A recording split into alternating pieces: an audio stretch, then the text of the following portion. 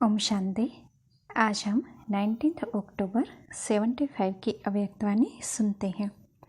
आज की वाणी का सार है, वृक्षपति द्वारा कल्प वृक्ष की दुर्दशा का आंखों देखा हाल। मनुष्य सृष्टि रूपी वृक्ष के बीज रूप और नए कल्प वृक्ष के रचयिता परमपिता शिव वृक्ष के सेर का समाचार सुनाते हुए बाबा बोले, आज वृक्षपति और आदिदेव दोनों ही अपने वृक्ष की देखरेख करने गए। आदिदेव अर्थात साकार मनुष्य सृष्टि का रचयिता बाप प्रजापिता ब्रह्मा ने जब वृक्ष के चारों ओर से देखा तो क्या देखा? हर एक मनुष्य आत्मा रूपी पत्ता पुराना तो हो ही गया है, लेकिन मेजॉरिटी पत्तों को बीमारी भी लगी हुई है, जिससे उस पत्ते का रंग रूप बदला हुआ है, अर्थात रौनक बदली हुई है। एक तरफ राज्य सत्ता को देखा, दूसरी तरफ धर्म सत्ता, तीसरी तरफ भक्ति की सत्ता, चौथी तरफ प्रजा की सत्ता। यह चारों ही सत्ताएं बिल्कुल अंदर से शक्तिहीन खोखली दिखाई दी। अंदर खाली, बाहर से सिर्फ रूप रहा हुआ था। जैसे दीमक लगती है तो अंदर से खाया हुआ होता है, सिर्फ बाहर का रूप ही दिखाई पड़ता है। ऐसे ही राज्य सत्ता में राज्य की सत्ता नहीं थी। नाम राज्य, लेकिन अंदर दिन रात एक दूसरे में खींचतान अर्थात ईर्ष्या की अग्नि जल रही थी। राज्य से सुखों की प्राप्ति तो क्या, लेकिन एक मिनट भी चैन नहीं, नींद का भी चैन नहीं। जो मानव जीवन में सारे दिन की थकावट का, संकल्पों को समाने का साधन निद्रा का नियम बना हुआ है, वह अल्पकाल का भी चैन भाग्य में नहीं। अर्थात भाग्यहीन राज्य, न राज्य सत्ता, न राज्य द्वारा अल्पकाल की प्राप्ति की सत्ता, ऐसा सत्ताहीन राज्य देखा। सदा भय के भूतों के बीच कुर्सी पर बैठा हुआ देखा। यह देखते हुए फिर और तरफ क्या देखा? धर्म सत्ता।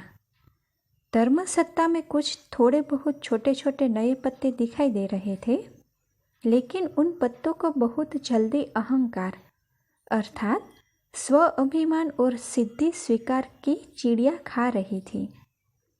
दूसरी तरफ क्या देखा? नाम धर्म, लेकिन अति कुकर्म। कुकर्म अर्थात विकर्म का कीड़ा उन्हों की धर्म सत्ता अर्थात शक्ति को कम कर रहा है।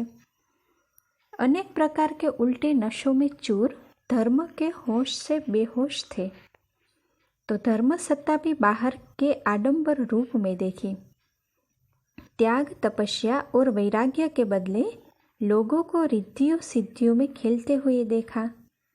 वैराग्य के बजाय राग द्वेष में देखा। मेजॉरिटी जैसे राज्य सत्ता लॉटरी के जुआ खेल रही है, वैसे ही वे धर्म सत्ता होते हुए भी भूले भक्तों से अल्पकाल के सिद्धियों का जुआ खेल रहे थे। बड़े बड़े दाव लगा रहे हैं, यह प्राप्त करा दूंगा तो इतना देना होगा, बीमारी को मिटाएंगे तो इतना दान पुण्य करना होगा। ऐसे सिद्धियों के जुआ के दाव लगा रहे हैं। फिर क्या देखा? भक्ति की सत्ता। उसमें क्या देखा? अंधश्रद्धा की पट्टियां आंखों पर बंधी हुई है और ढूंढ रहे हैं मंजिल को। यह खेल देखा है ना, जो आंखों पर पट्टी बांधे हुए होते हैं तो फिर रास्ता कैसे ढूंढते हैं?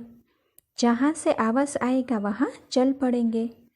अंदर घबराहट होगी, लेकिन आंखों पर पट्टी है, तो भक्त भी अंदर से दुख अशांति से घबरा रहे थे।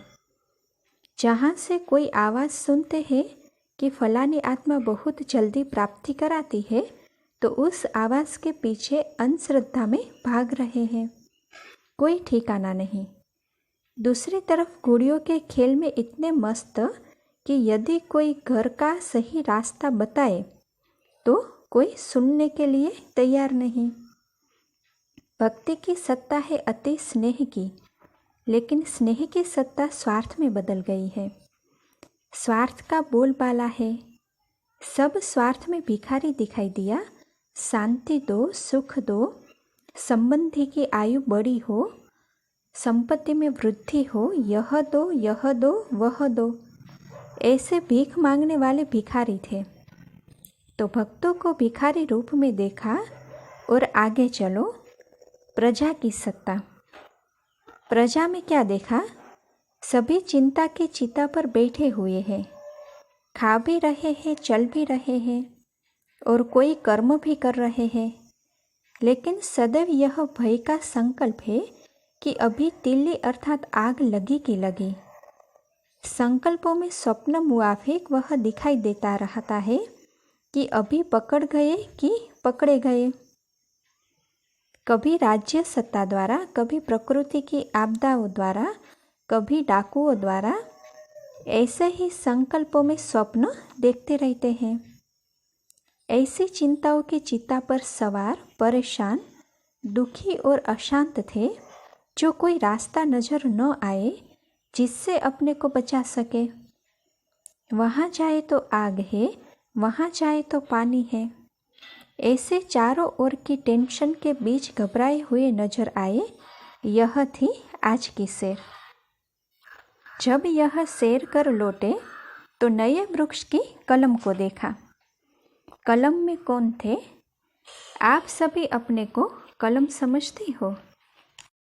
जब पुराने वृक्ष को बीमारी लग गई, जड़जड़ीभूत हो गया, तो अब नया वृक्षारोपण आप आधार मूर्तियों द्वारा ही होगा। ब्राह्मण है ही नए वृक्ष की जड़ें अर्थात फाउंडेशन। आप हो फाउंडेशन। तो देखा कि फाउंडेशन कितना पावरफुल निमित्त बना हुआ है। ब्रह्मा बाप को चारों ओर की दुर्दशा देखते हुए संकल्प आया कि अभी अभी बच्चों के तपस्वी रूप द्वारा, योग अग्नि द्वारा इस पुराने वृक्ष को भस्म कर ले। इतने में तपस्वी रूप ब्राह्मण व रूहानी सेना इमर्ज की।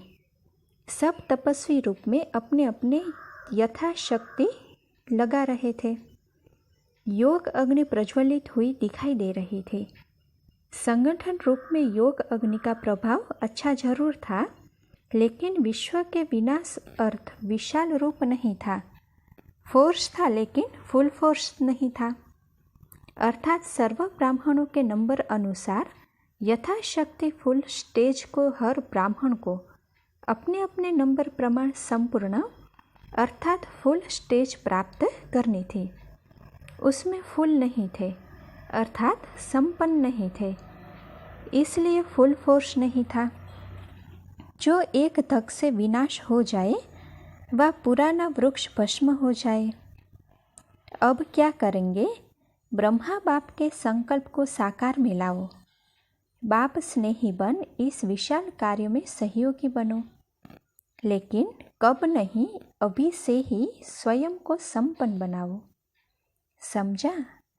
अच्छा, ऐसे संकल्प को साकार करने वाले, स्नेह का रिटर्न सहयोग में देने वाले, सदा रहम दिल, विश्व कल्याणकारी स्थिति में स्थित होने वाले, अचल और अडोल रहने वाले और ऐसे सदा शुभ चिंतन में रहने वाले शुभ चिंतक बच्चों को बाप दादा का याद प्यार और नमस्ते।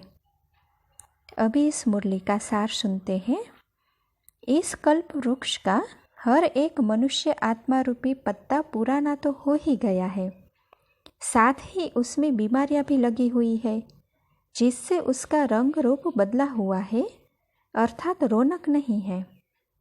चारों प्रकार की सत्ताएं, राज्य सत्ता, धर्म सत्ता, भक्ति सत्ता एवं प्रजा सत्ता, बिल्कुल अंदर से शक्तिहीन खोखली दिखाई दी। बाहर से सिर्फ उनका रूप ही रहा हुआ है। अच्छा, ओम शांति।